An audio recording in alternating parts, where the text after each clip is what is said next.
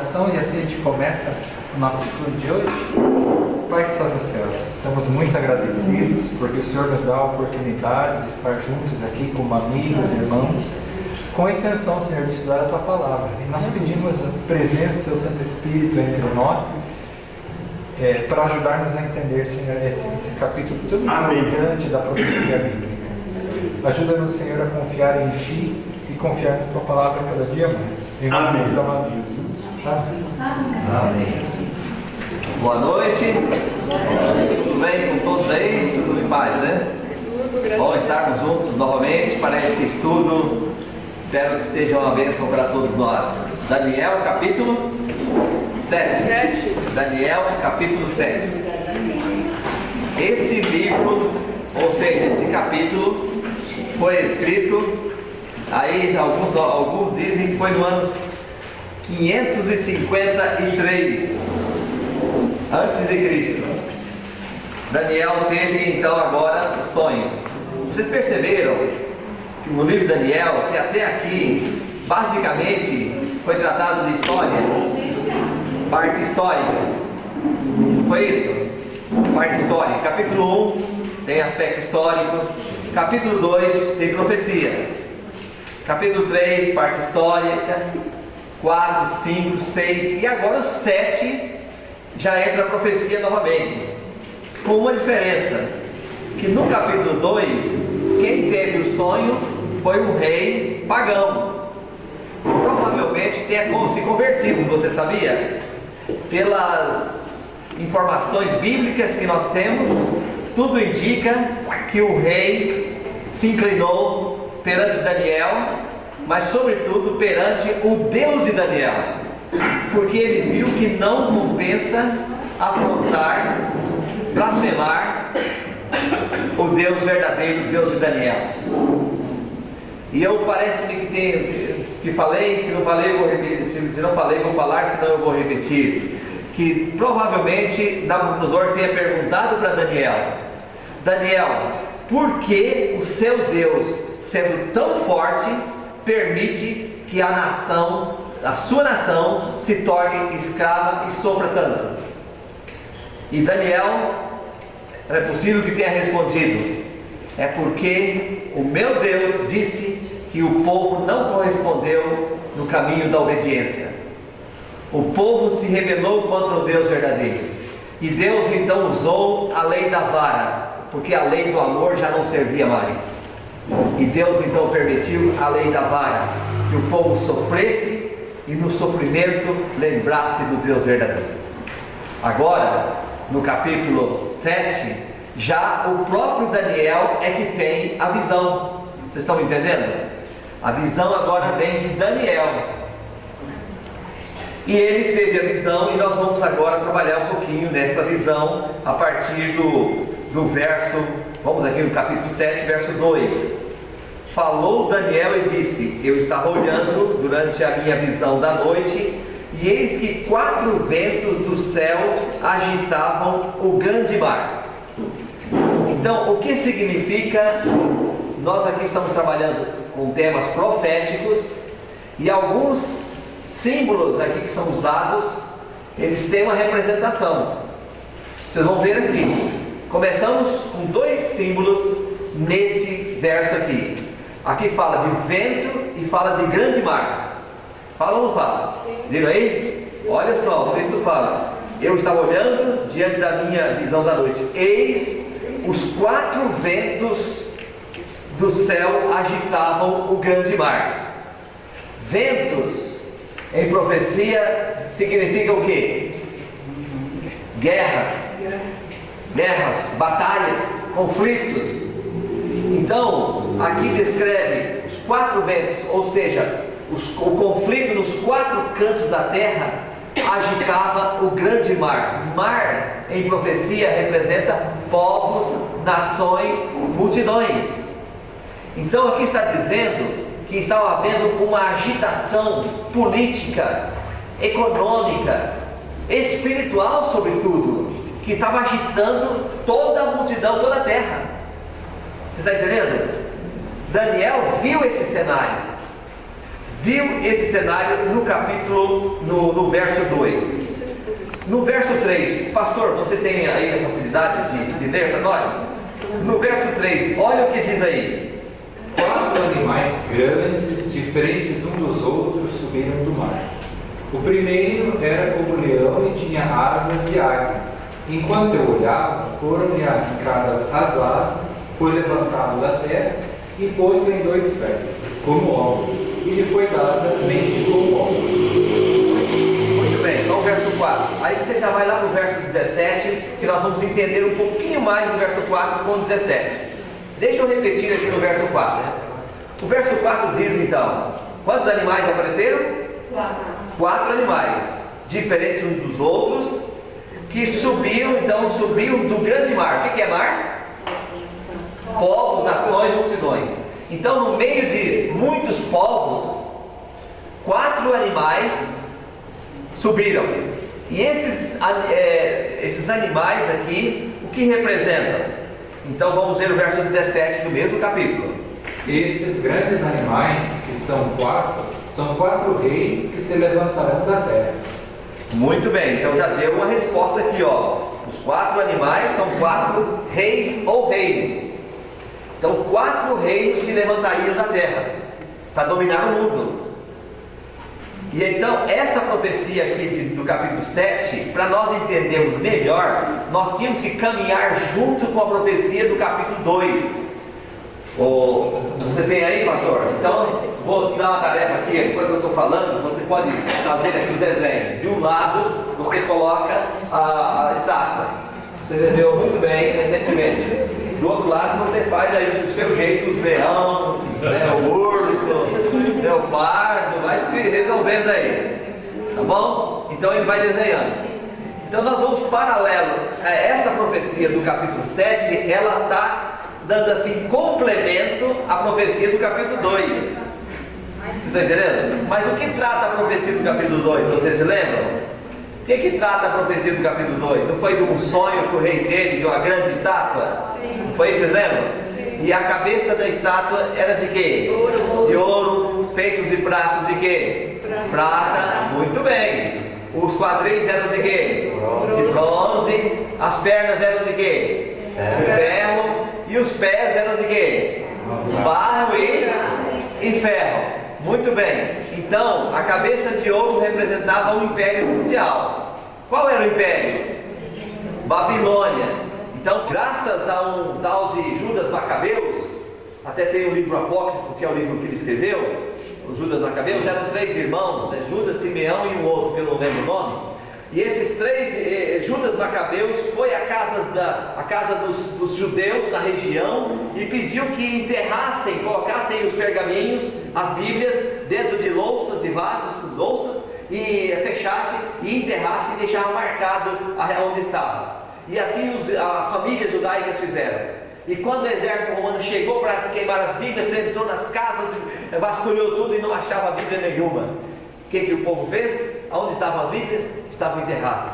Aí depois houve uma revolta dos Macabeus, e depois da revolta, eles voltaram a pegar suas Bíblias e conseguiram ter as Bíblias em mãos, e graças a isso também nós hoje temos a Bíblia, a nossa Bíblia hoje, porque senão não teria. Tá certo? O livro mais vendido e difundido no mundo. É como se fosse o martelo batendo no bigorna. O martelo se acaba e a bigorna continua. Assim também, os ímpios tentando acabar com as Bíblias, mas a Bíblia nunca acaba. Bate e ela se fortalece cada vez mais. Assim e cumpre Isaías, né? 45, verso 7 como é que é? Seca-se a erva, cai a sua flor, mas a palavra do Senhor permanece eternamente. Amém? Amém. E aí, falando ainda do Império Romano, o Império Romano foi dividido em 2 partes. A Roma pagã e a Roma papal. Em seguida, ainda na Roma pagã, você sabe que foi no período do Império Romano pagão que Jesus foi morto, crucificado. Se você for, eu até citei já e tenho citado, quando a gente vai lá em Israel, você vê o que o Império Romano fez. Conseguiu conquistar lugares que você não vê impossibilidade humana para fazer, e o Império Romano conquistava. Eu queria que você assistisse no YouTube, quem sabe, em algum outro canal aí, Massadas. O que aconteceu ali? Eu achei absurdo. Uma montanha de 1.600 metros de altura. Lá, o rei Herodes construiu naquela montanha, no ano 29 a.C., construiu uma cidade em cima da montanha. É uma montanha grande, mas para chegar na montanha é muito complicado. Aí o rei Herodes abandonou a montanha. E aí, quando chegou no ano 70, veio a questão da perseguição através de Nero, né? Vocês conhecem a história de Nero? Perseguição de Nero. Aí os judeus subiram lá, muitos judeus foram para lá, para poder se proteger e não serem mortos. Acontece que o Império Romano conseguiu fazer uma rampa para chegar a 1.600 metros de altura e conseguiu chegar lá com o seu exército. E aí conseguiu arrombar a muralha que tinha, e assim os judeus tiveram que tomar uma alternativa brutal. Os judeus disseram: nós não vamos nos entregar para os romanos. O que nós vamos fazer? Arrumaram 10 soldados, 10 judeus para matar todo mundo. Mataram. Aí dos 10 fizeram o quê? Um deles foi escolhido para matar 9. E depois aquele um tirou a sua própria vida. E aí quando o Império Romano entrou na Massada lá no alto, eu fui lá, sabe, hoje estão as ruínas lá, tem cisterna, era uma cidade, lugar de mercado, lugar de igreja, tem tudo, é como se fosse uma mini cidade no alto da montanha. E aí quando chegou o momento, o Império Romano entrou e aí só viu o cadáver. E quem contou a história? Uma senhora que tinha 3 filhos, combinou com os filhos antes naquele momento da morte ali, de que iam matar todo mundo. Então ela decidiu com os filhos e se fingir de morta com os filhos. E quando foi matando, elas também deitaram ali no chão e ficaram ali deitados o tempo todo. E aí todos morreram. E de repente, quando o exército entrou, encontraram só aquela senhora com os 3 filhos vivos.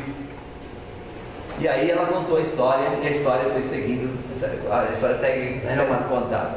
Mas o Império Romano matou a senhora? Aí esse capítulo aí eu não sei o que foi feito com ela, mas ela contou a história e ficou registrada essa história. Mas além disso, se você também não assistiu ainda, eu sugiro que você assista no YouTube um outro relato histórico. Cidade de Petras. Não sei quantos já viram. Petra. A cidade de Petra é uma cidade nas pedras. Os moradores estão na pedra, viviam nas casas da pedra, no alto. É impressionante. Quem conseguiu destruir? Aquela cidade foi construída no ano 1200 e pouco antes de Cristo. Os anabateus moravam lá. Mas só que o tempo foi passando, ninguém destruía, mas o Império Romano chegou e acabou com todo mundo. Você está entendendo? Eu só estou querendo destacar aqui a ferocidade do Império Romano. Tudo que vinha pela frente é como diz esse aqui, como foi mencionado, esse animal aqui, terrível e espantoso, acabando com tudo. Mas o texto... Qual que é o primeiro que você tinha falado ali antes da cidade de Petra? Que o senhor falou para mim também? Massada. Agora, o texto bíblico fala que esse animal era terrível e espantoso. Acontece que nesse animal, os 10 chifres, esses 10 chifres representam o quê? O que representa aquela estátua, os 10 dedos? Representam que viriam 10 reinos, né? Do Império Romano surgiriam então 10 reinos. E aqui eles estão, né? Isaac Newton, por exemplo, escreveu um livro e faz menção, e tem aqui 10 reinos, os reinos da Europa, Alemanha, os germanos, vândalos, alemães, eles são os alemães, suevos, visigodos, burgúndios, francos, lombardos, e aqui os anglo-saxões, e os hunos, e assim por diante, egos. Então temos aqui a lista de 10 reinos. Esses 10 reinos passaram a ter o domínio da Europa. E até o pastor Rafael fez menção que eu achei interessante aqui, né? Que desses 10 reinos, Saíram povos para dominar o mundo todo. Nós aqui viemos, a nossa origem inicial foi de onde?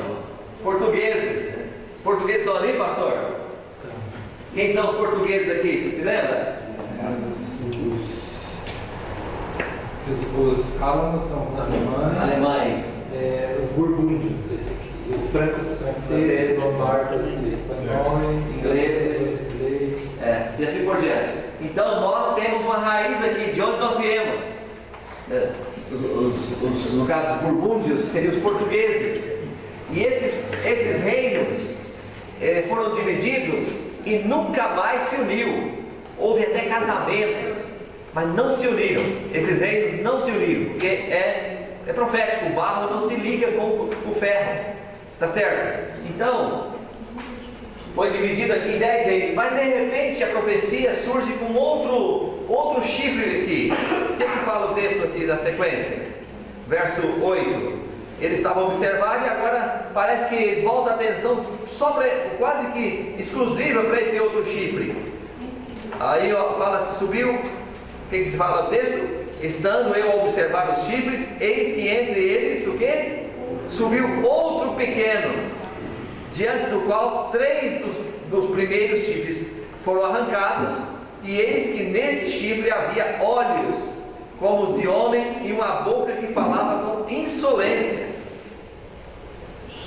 O que representa esse chifre pequeno? É que desses 10 reinos, caíram 3, e agora surgiu um. Ou seja, surgiu, segundo a história, surgiu do Império Romano pagão, surgiu a Roma papal. Surgiu a Roma papal. E essa Roma... seria o Papa? Hã? Esse chifre seria o Papa? Seria o poder papal, não a pessoa do Papa, mas o poder que ele exerce. Segundo vários registros, tanto na Bíblia quanto na história. Menciona vem esse outro reino. Só que o Império Romano, Roma pagã, era perigosa, vocês estão me entendendo? Mas a Roma papal buscou outra estratégia. Em nome agora da religião, a humanidade foi perseguida. Os povos, se a Roma pagã foi cruel, matando pessoas, levando à morte, a Roma papal agora fez muitos massacres. Inclusive o Papa João Paulo II, aqui eu estou contando a história.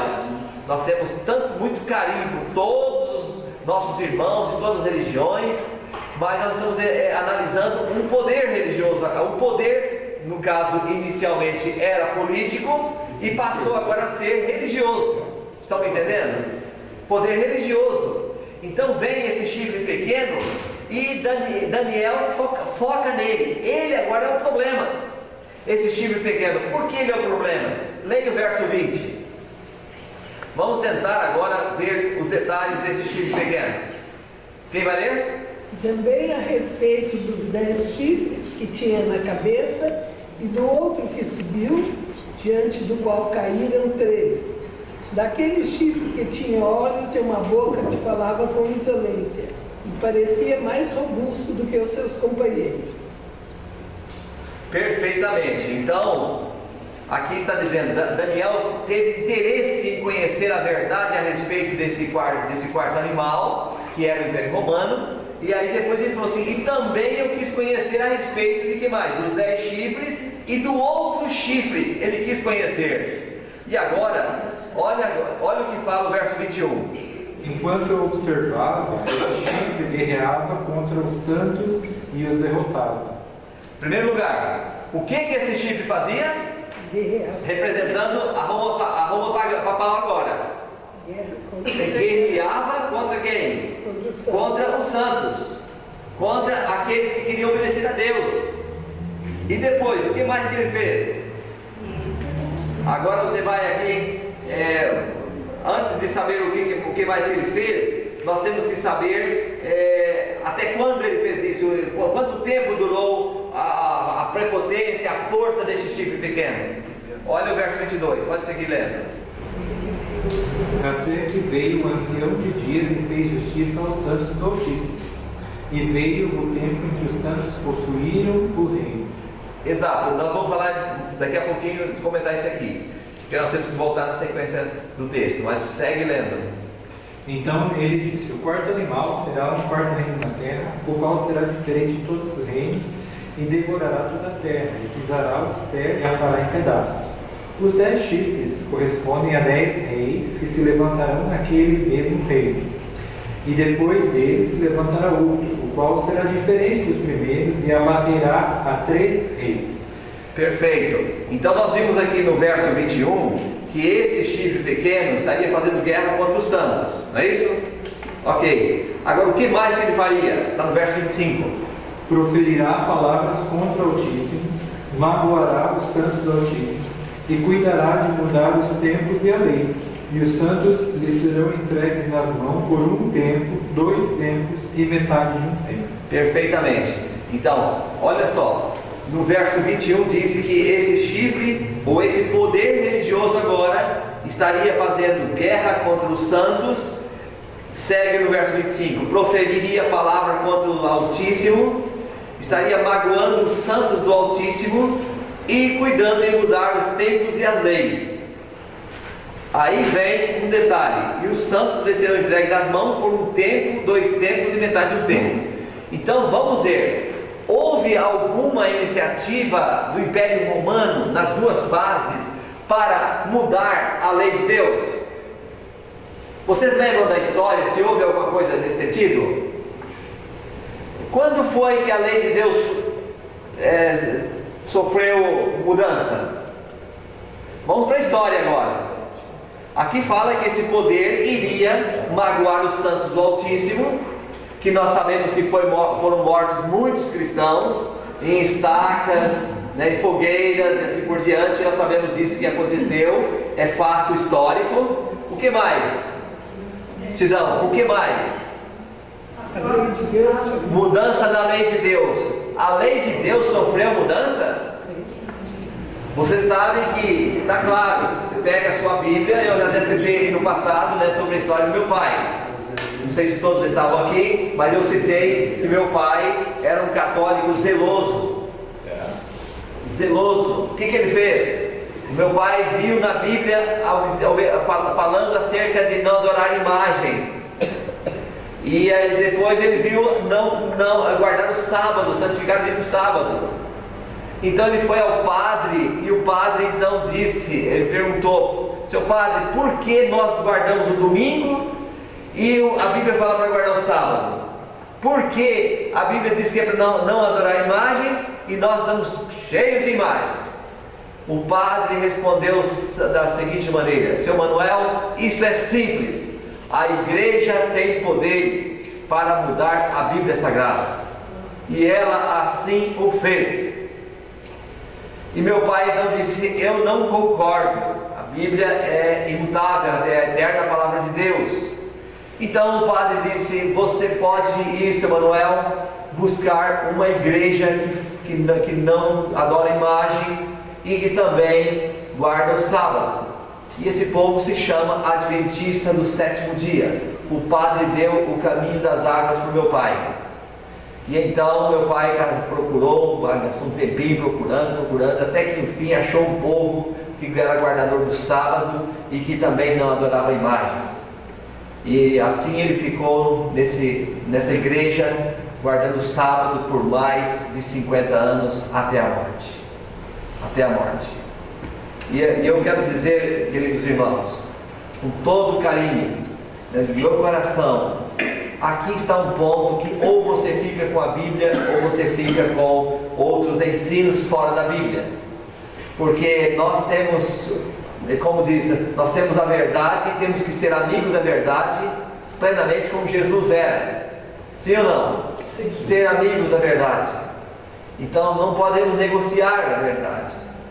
E aqui está claro que apareceria esse poder que proferiria palavras contra o Altíssimo, que magoaria os santos do Altíssimo, que mudaria os tempos e as leis.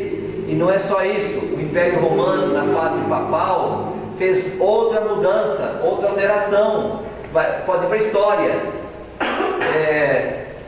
A igreja romana fez o seguinte: o santuário de Deus, a Bíblia fala que Deus está no céu e Jesus está no seu santuário, não é isso? Acontece que a igreja fez o santuário na terra e colocou o ministro, o líder religioso, para perdoar pecados. Perdoar pecados. Então tirou de Jesus a função que Jesus assume lá no céu, um ser humano passou a assumir aqui na terra. Então isso aí durou e até hoje nós temos esse cenário. Acontece que o texto fala que a força maior desse poder estaria durando um tempo, 2 tempos e metade de um tempo. Agora vamos para a profecia. Um tempo em profecia equivale a quanto tempo? A 1 ano. 2 tempos, 2 anos. A metade de um tempo seria a metade de 1 ano. Então seria quantos anos? 3 anos e meio. Vocês estão entendendo? 3 anos e meio. Se tivesse como registrar, acho que não, né? Não tem. Ah, tá. 3 anos e meio. Aqui seria isso. Um tempo. Pode deixar aqui que está no inglês, tá? Todo mundo já sabe ler os times aqui, né? Então, o tempos. A Bíblia falou 2 tempos. E a metade do tempo. Então seria 3 tempos e meio. 3 tempos e meio. Cada tempo é 1 ano. Dá quantos? Então seria 3,5 vezes 360, que é 1 ano, não é isso? 360 vezes 3,5 dá 1.260 dias. Dias em profecia, cada dia é 1 ano, conforme está em Ezequiel 6,4 e Números 14,26. Então seria 1.260 anos da supremacia papal. Estamos juntos? Entenderam aqui? Agora vamos lá. Vocês observaram que o poder romano entrou na sua fase de domínio forte em 538. Em 538 foi dado ao poder romano o que? O direito de dominar sobre o Estado. O que a igreja falava, o Estado tinha que obedecer. Todo mundo tinha que obedecer. Não tinha liberdade religiosa, nem para escrever livros naquela época. Então o que a igreja falava, o Estado obedecia. Desde quando? 1260 anos. Desde quando? 538 até 1798. Quando? Tem alguma pergunta até aqui? Se tiver pergunta, pode fazer. Esse foi o período chamado período de supremacia papal. Está até ali, supremacia papal. Então, como as pessoas adoravam a Deus nesse tempo, nessa época de 538 para frente? Aí eles iam para as montanhas, os Alpes da Europa, iam lá das cavernas, tinham suas moradas nas cavernas. Vocês podem ler também, assistir algum vídeo e tal dos valdenses, a história dos valdenses. Foi nesse período de perseguição. Inclusive o Império Romano esteve atrás dos valdenses, porque eram desobedientes, eram rebeldes, falavam assim. Então perseguiam os valdenses. Uma vez um grupo de valdenses se escondeu numa caverna e foram queimados no fogo. Tacaram fogo na caverna e queimaram todos. E então isso durou até quando? Até 1798, quando o Papa Pio VI foi preso e foi morto. Aí a igreja perdeu o poder. Agora, até essa época, o que aconteceu? Aconteceu que muitos valdenses foram mortos. João Hus foi morto numa estaca em 1409. Muitos cristãos foram mortos. Aí vieram aqueles reformadores da Idade Média. Até quando, meu Deus? Quanta perseguição contra os cristãos, até quando? Pastor, e teve, se eu não estou enganado, o Papa Pio XII também na época do genocídio, né? Acho que foi Pio XII, se eu não estou enganado, eu tenho quase certeza. Houve ali a noite de São Bartolomeu também, né? 1600 e pouquinho. Muita coisa. Inquisição. Muitos fatos da Inquisição, vendas de indulgências foram colocadas para comprar perdão dos pecados, aí dava dinheiro para a igreja. Muitas coisas aconteceram, e a lei foi deixada de lado, a Bíblia foi deixada de lado, e entrou no lugar o quê? A tradição. A tradição da igreja. Então isso aí é histórico. Estou falando isso, dados históricos, tá bom? É a história que fala isso. Pastor, se um ano tem 365 dias, por que foi multiplicado por 360? Eu tenho uma resposta aqui. Se eu der um tempinho, posso explicar. Vamos lá. Lembra quando o texto diz lá que Daniel 7:25, o chifre pequeno mudaria os tempos e a lei? Não somente a mudança na lei, mas também no calendário. Né? O calendário lunar era bem problemático porque ele era baseado na lua, nas fases da lua, e só acompanhava 360 dias do ano. Isso significava que a cada 5, 6 anos ele tinha uma defasagem de 25, 30 dias. Então daí, a cada 5, 6 anos, os judeus colocavam o segundo mês de janeiro para corrigir o erro do calendário, que seria o segundo mês de abril. Né? E daí, em Roma, a foto que vocês estão vendo aqui, deixa eu comentar aqui, alguns estudiosos chegaram para o Papa Gregório e apresentaram para o Papa que havia uma dificuldade, que havia um erro, só que precisava fazer um ajuste no calendário. Porque havia um erro de cálculo. Então eles criaram essa pequena torre aqui, que é um pequeno cômodo, com um furinho na parede, para que o Sol batesse bem no centro uma vez por ano, calculado geometricamente, tudo, né?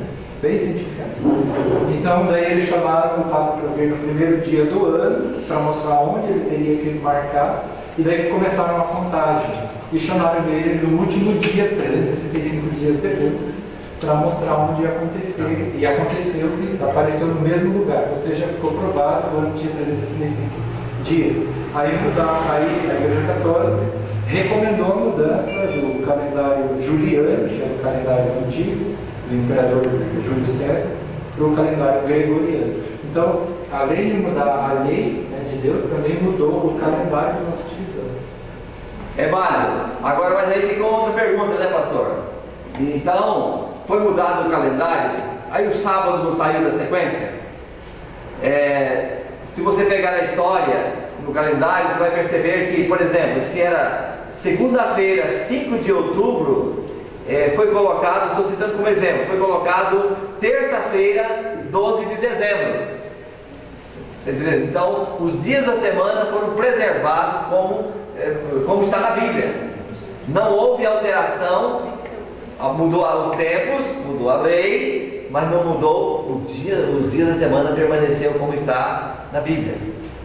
Está entendendo? Não houve essa mudança, não tem nenhum dado histórico que houve essa mudança. Se você encontrar, você me mostra, porque as pesquisas, a história, não tem esse dado que mudou, que tenha mudado.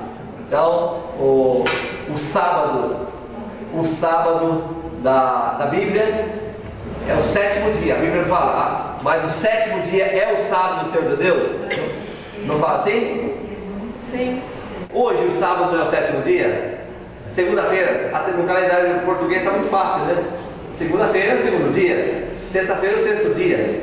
Então mantém o calendário semanal, o ciclo semanal mantém. Houve esse ajuste no calendário, então mensal, né, dos dias do mês, até foi acrescentado, antes disso ainda o mês de julho não tinha, foi por questão de Júlio César, né? O Augusto César também. Depois houve essa mudança nesse foco. Tá bem até aqui? Sim. Tá bem?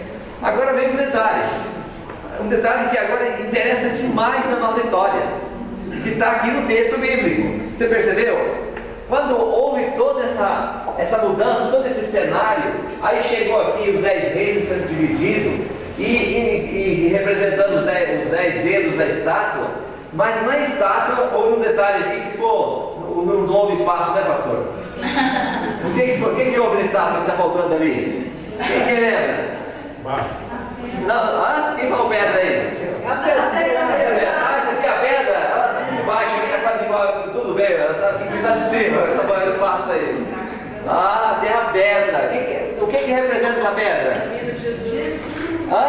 Representa a volta de Jesus. O texto fala que vai vir um reino, né, que seria o reino de Deus que viria e esmiuçaria toda a estátua. Mas e aqui em Daniel, o que tem? O que aparece?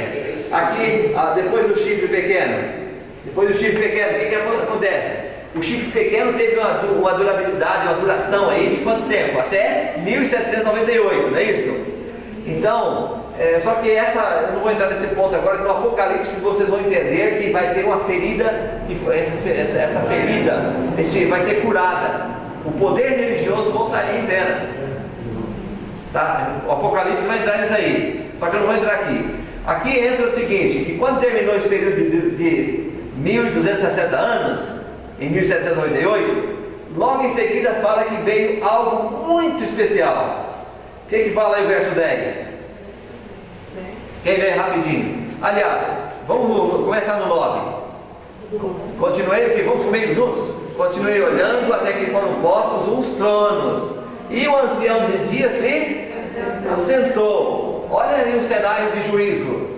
Percebe? Tem um trono, foi posto o trono, o ancião de dia se assentou, aí descreve como ele estava vestido, né, as vestes brancas como a neve, cabelo da cabeça como a pura lã. O seu trono era como chão de fogo, as suas rodas como fogo ardente, um rio de fogo manava e saía de diante dele, milhares e milhares o serviam, e miríades e miríades estavam diante dele. Assentou-se o tribunal e o que? Agora começou um juízo. Aqui começou o juízo. Um cenário de juízo começou. E esse cenário começou onde? Na terra ou no céu? No céu, milhares de anjos agora acompanhando esse cenário. E aqui então, muitos autores interpretam como sendo o processo de Cristo começar no céu, ou a fase de julgamento. Alguns estudos mostram que até 1844 Jesus estava no céu como o nosso advogado tão somente.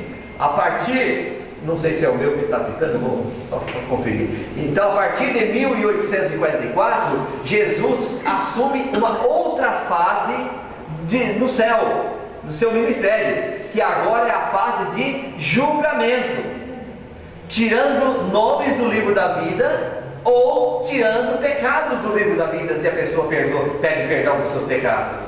E aqui então envolve mudança de vida, envolve decisão das pessoas.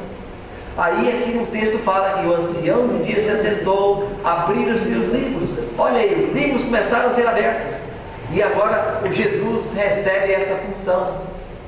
E lá no livro de Pedro fala que o juízo começaria primeiro pela casa de Deus. Por quê? É interessante isso. Porque imagina, se você for para o céu, e todo mundo for para lá, justos e perdidos, todo mundo vai para o céu. Chega no céu, aí vamos agora analisar os livros, começar a analisar lá no céu. Ô Sidão, aí chega lá, encontra o nome de um fulano lá. Ô fulano não está aqui, ele se perdeu. Aí vem um anjo lá e fala, o anjo relator informa, ó, você infelizmente vai ter que ir lá para a terra. Aí é jogado aí para a terra. Não é assim que funciona. Não é assim que funciona. Como é que vai ser? O juízo já começou. A interpretação bíblica mostra que o juízo começou em 1854 e segue até um pouquinho antes da volta de Jesus. Vai haver o chamado fechamento da porta da graça. Apocalipse 22 fala que continua o justo na prática da justiça e o injusto na prática da injustiça. Então vai ter um momento que vai fechar a porta da graça. Por quê? Porque aí já vai estar selado, vai estar lá selado. Quem vai ser salvo, quem está perdido, perdido para sempre. Perdido para sempre. E aí então, que o Espírito Santo sobe, né? O Espírito Santo da graça se fecha. Aí vem um outro entendimento. O Espírito Santo deixa de trabalhar na vida dos ímpios. Por quê? Porque a Bíblia fala que o Jesus que está no santuário, lá no trono, aqui, e abrindo livros, verificando o nome de cada pessoa, porque você sabe que você tem um anjo da guarda na sua vida, não tem? Todos nós temos. E o anjo da guarda leva o relatório da nossa vida, do perdão que nós pedimos a Deus, do que nós fizemos, tudo relatado lá. E então, o Espírito Santo trabalha hoje em nossos corações para nós tomarmos decisões importantes ao lado de Deus. Você tomando a decisão com Jesus, andar com Ele, fazer a vontade dEle. O Espírito Santo faz essa obra, hoje está fazendo. Mas chegará um dia que Jesus deixará de fazer o seu trabalho de expiação, de perdoar pecados no céu, porque Ele vai voltar. E aí vai fechar a porta da graça, E aí, como você diz, o Espírito Santo deixará de trabalhar na vida dos ímpios, mas graças ao poder do Espírito Santo na vida dos justos, os justos se manterão em pé no tempo final. E serão apercebidos, que eu vi o pastor da Novo Tempo falar. Aí, nós vamos chegar lá, nós vamos chegar em Daniel 12, inclusive Daniel 12 fala, naquele tempo, no tempo do fim, haveria um tempo de angústia qual nunca houve desde que houve nação. Mas aí fala que Miguel se levantará em favor do seu povo.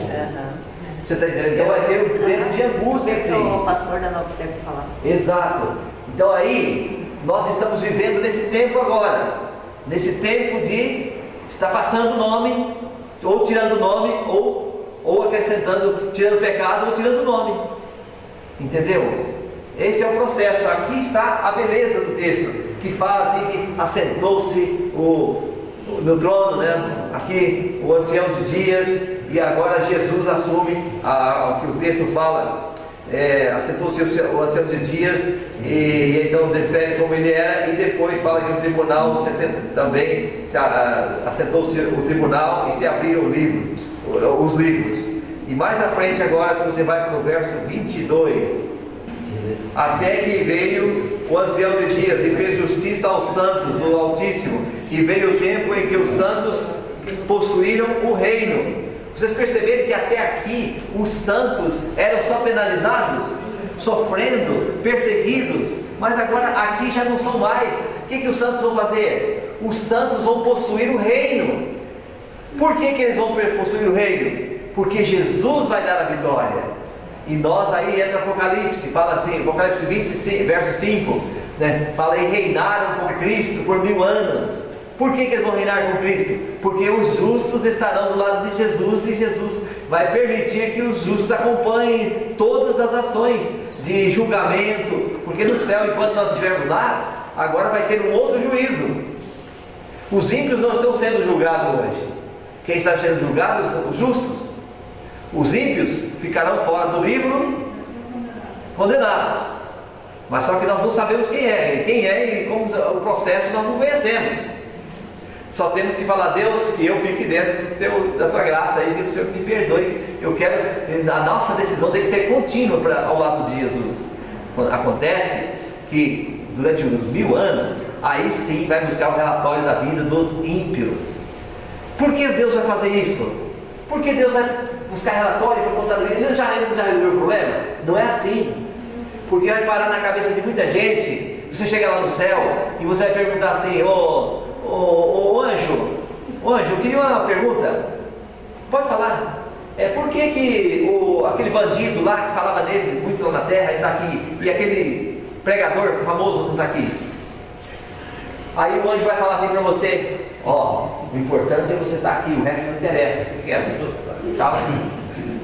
Aí você fica com aquela dúvida, né, na cabeça, mas como é que é isso? Aí depois ele vai falar assim, olha, anjo, alguém pode me ajudar? É o seguinte, lá tem um parente meu que eu gostava tanto, e eu não estou vendo ele aqui, eu estou vendo pessoas pior que ele que está aqui. Tem alguma resposta aí para isso? Aí o anjo fala assim, o importante é você estar aqui, o resto não interessa. O que você vai fazer no lugar assim? Não vai ser assim não. Como vai ser então? Como vai ser lá no céu? Lá no céu vai ser assim. Você vai acompanhar o relatório, lendo caso a caso. Fulano, vamos analisar. Meu parente, que seja, vamos analisar. Por que não está aqui? Aí vai chegar um momento, ele andou comigo assim, mas nesse ponto aqui, ele rejeitou a minha graça. Ele preferiu andar no caminho do erro, preferiu andar no caminho da obediência, no caminho fácil, não quis me defender, não quis andar comigo. Aí depois você vai dizer o quê? O Senhor é muito justo. O Senhor é justo. Aí vai julgar todos os ímpios e até o relatório de Satanás vai passar. E até Satanás vai dizer, Deus é justo. Tudo vai ser esclarecido, tudo esclarecido, e cada um vai dizer, Senhor é muito justo. É o que o anjo disse para Abraão, Gênesis 18, 25. Porventura não fará justiça o juiz de toda a terra? Tudo certinho. Tá certo? Então assim, mas em poucas palavras, na minha simplicidade, eu poderia dizer, traz a beleza do livro de Daniel, mostrando os reinos que passariam, reinos políticos, religiosos, chegando então até Jesus ser entronizado no céu, e depois dando para os seus filhos um reino para toda a eternidade. Isso não é maravilhoso? Você não gostaria de estar num reino assim? Não gostaria? Que maravilha! Mas então vamos agora para o livrinho.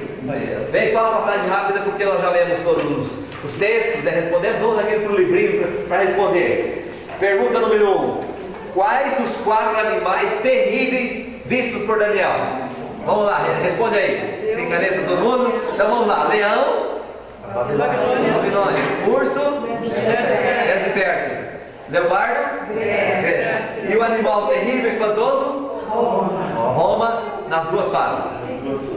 Agora o senhor levantou 2 dedos, então acho que não é complicado não. Não só, o senhor enfatizou nas 2 fases, a fase pagã, a fase imperial e depois a fase cristã. Perfeitamente. Pergunta 2: o que representavam esses 4 animais?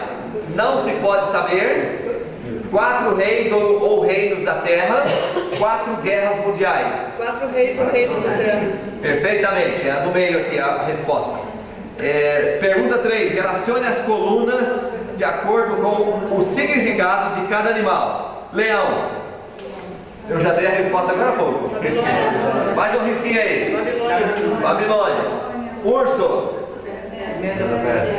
Leopardo. Grécia. E animal terrível espantoso? Roma. Muito bem. Pergunta 4: qual o poder religioso que é representado pelo chifre pequeno? Igreja Romana. Correto.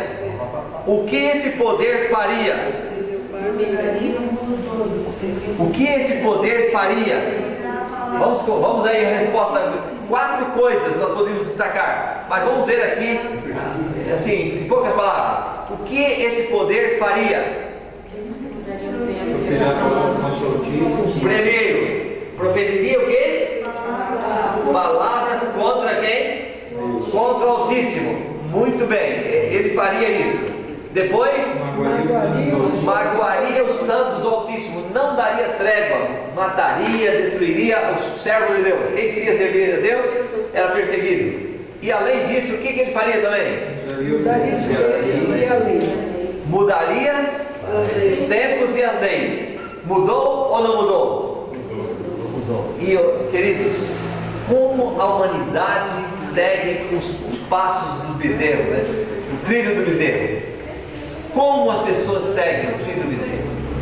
E hoje, para tirar da cabeça de alguém que o que é certo, é difícil. Às vezes a pessoa quer o errado. Nós precisamos orar a Deus, porque realmente para fazer mudança não é fácil. Não é fácil. Mas eu quero dizer para você, olha, pode levar de forma light ao seu compromisso com Deus, mas Ele está vendo. Ele está vendo a sua sinceridade. E você e eu, cada um de nós precisamos, eu estou falando para mim agora, eu tenho que tomar minha decisão ao lado de Jesus. A cada dia, Senhor, me ajude. Eu quero ser fiel e obediente. É essa decisão, porque lá no céu os livros já estão abertos. Os livros estão abertos e os registros estão sendo analisados. E agora, qual será a decisão no meu caso? Depende de Deus ou depende de você? Depende de cada um de nós. Depende de mim, de cada um de nós. É fácil mudar? Existem muitos obstáculos. E olha, alguns falam, mas a minha intenção não é essa. E alguém disse, o caminho do inferno está cheio de boas intenções. Servir a Deus com boa intenção não basta. Requer atitude. Sim ou não? Sim. Requer atitude. Deus, eu vou seguir. Aí quando você pisa no mar, o mar começa a se abrir. E sabe, a coisa mais interessante é você andar no caminho da obediência, da fé com Deus. E existem algumas coisas fáceis para o cristianismo de modo geral. São as coisas que os cristãos estão acostumados a fazer. Mas as coisas que os cristãos estão acostumados a fazer e que não devem ser feitas, estas os cristãos têm dificuldade de abandonar. Mas é esta que muitas vezes, é nesta que consiste o ponto de prova. Para Abraão, o ponto de prova era sacrificar seu filho. Para Abraão, o ponto de prova era deixar a sua terra, a sua parentela. Era ou não era? Sim. Mas para outros, o ponto de prova era guardar os mandamentos. Para muitos, o que Jesus falou: se me amais, guardareis os meus mandamentos. Então, hoje, Deus quer uma decisão minha. Por que é hoje? Quem conhece o amanhã? Quem sabe o que vem amanhã? Nós não sabemos. Então, por isso que a Bíblia sempre dá ênfase no hoje. É verdade, não é? Dá ênfase no hoje. Vamos andar mais um pouquinho, para nós chegarmos aqui ao final. Então nós temos a pergunta número 6. Qual será o fim desse poder? Poder que está enganando, que está ensinando que não é a verdade. Qual é o fim desse poder romano? Será destruído. Mas qual o povo sairá vitorioso desse conflito? Todos vão sair vitoriosos? Não.